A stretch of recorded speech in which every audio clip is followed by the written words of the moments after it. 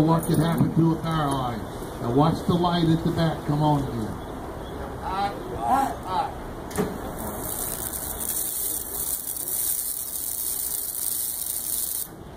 You hear that crackling and popping? And we'll play with this for a little.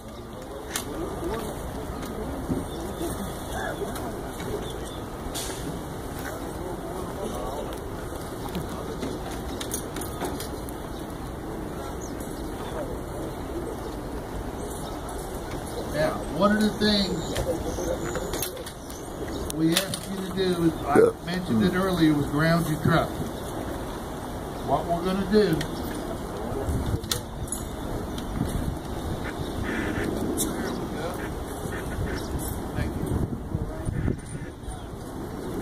now I know this doesn't look anything like a truck other than the fact that it's got a wheel on it, but it's hard for Jimmy and Eddie to lift the big truck up on this little flatbed here and get it up into the power line, so we have to use this. You can see now we're starting out, we've got that wheel on the bottom grounding plate. Okay, now we're going to show you what can happen if you were to swing and boom into the primary.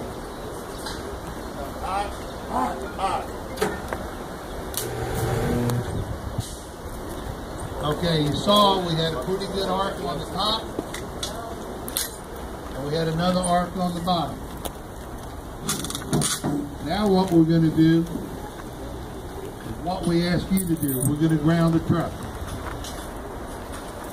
And he's putting the grounding cable on that little rig we got there.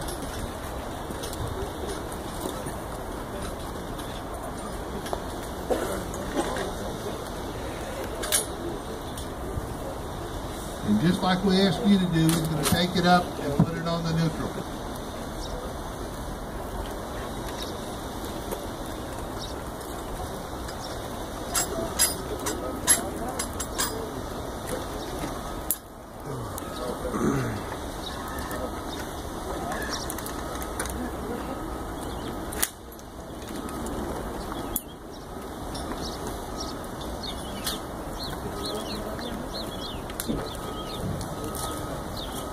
Okay, now, before we had arc at the wheel where it jumped from the wheel to the ground, and we had arc at the top where it was between the primary and what we would consider the truck boom. This time, watch the difference when we've got a ground to what we call the truck.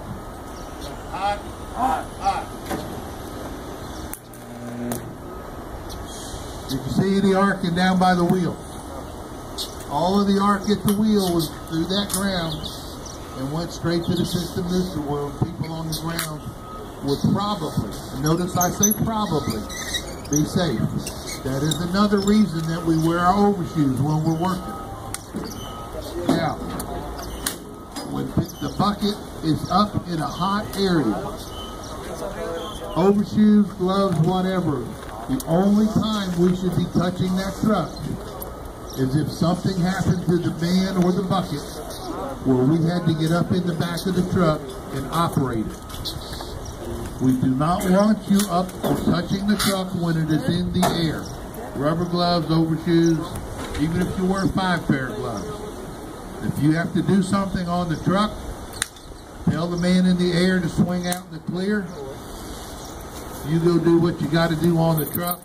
You get in the clear and you tell them it's okay for him to go back.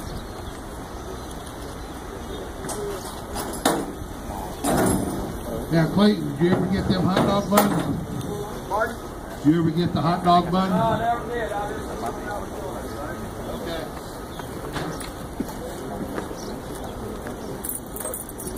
Now, the human body, if you remember from the ocean class, on the inside is a lot of water and minerals. A hot dog is pretty close to being the same. High water content, just like our body is.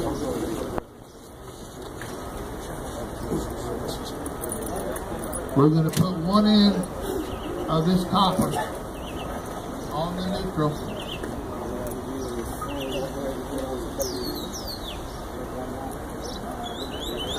I'm going to make the truck hot, and Jimmy's going to stick it up into the primary. This is a good Kodak moment right now if you catch it. Hot, hot, hot. See that?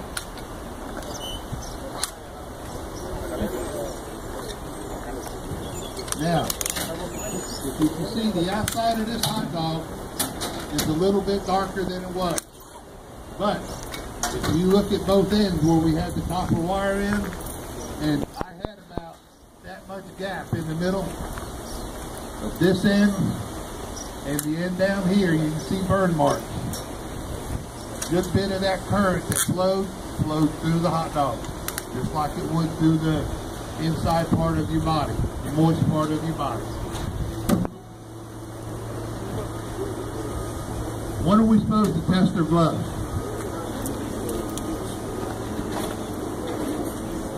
Every day before we use them, and any time we might suspect that they've been compromised.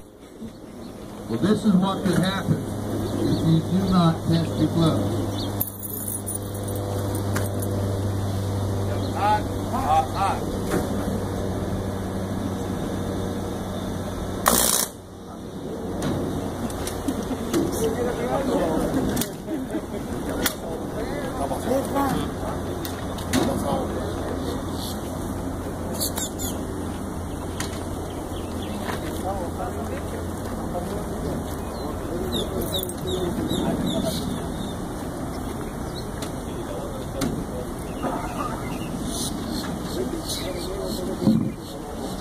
Now, remember that first hot dog? Look at this one, the hole that got blowed in. Look at the back all blistered up. Test your gloves before you...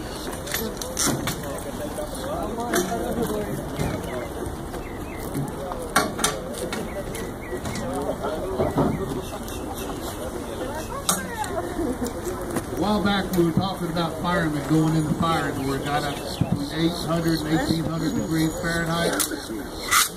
They wear these heavy boots to protect them.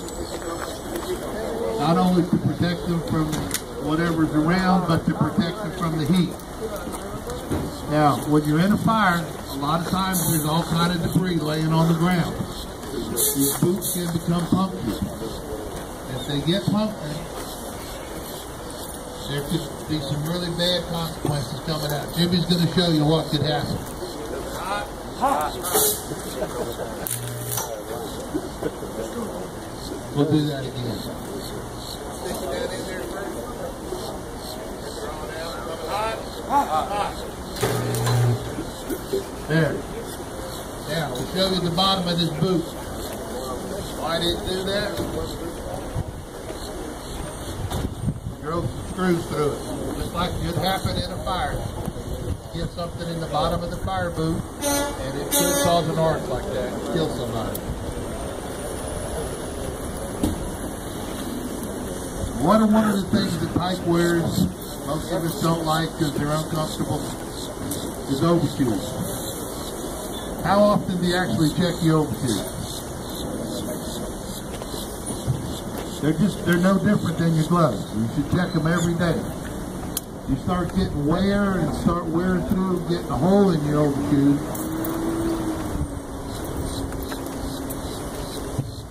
And this is what could happen.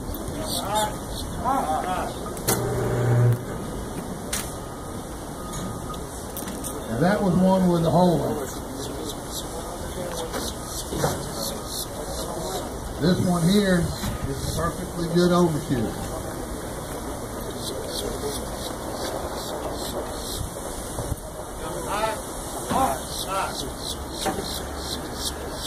Notice the difference. Nothing.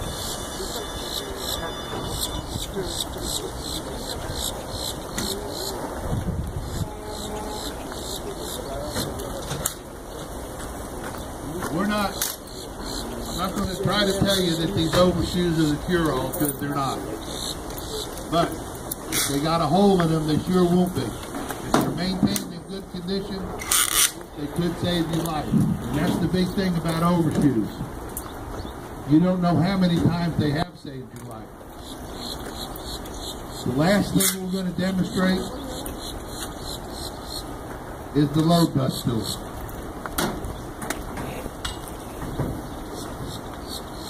If you use it properly, it can save the arcs and stuff we've been drawing up here.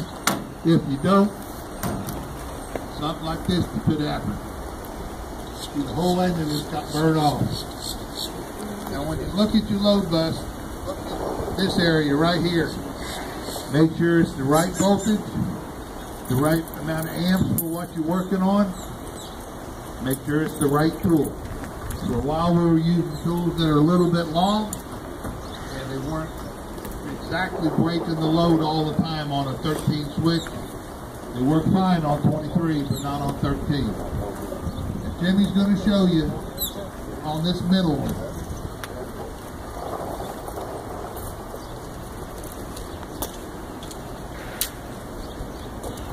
Okay, we're going to make the line hot. And Jimmy's going to open this switch real slow. Watch how far that load bus tool conducts. Then you'll hear a pop, and you'll see the light go off on the back of the truck when it opens up. Hot, hot, hot.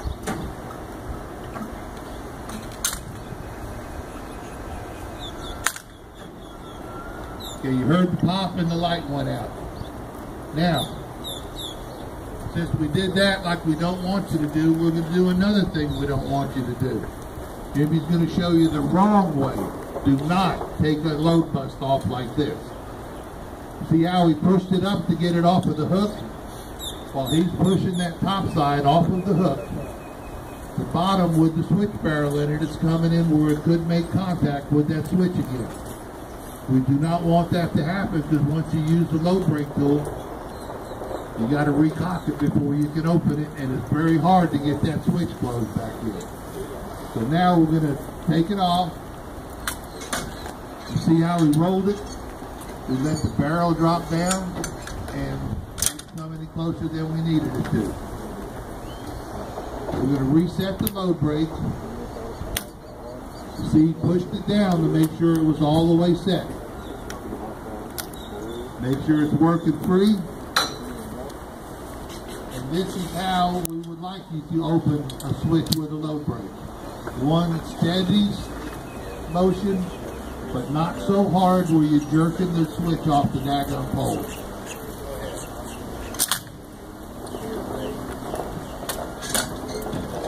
Good solid motion opening it. Rolled it out, switch come open successfully without any problem.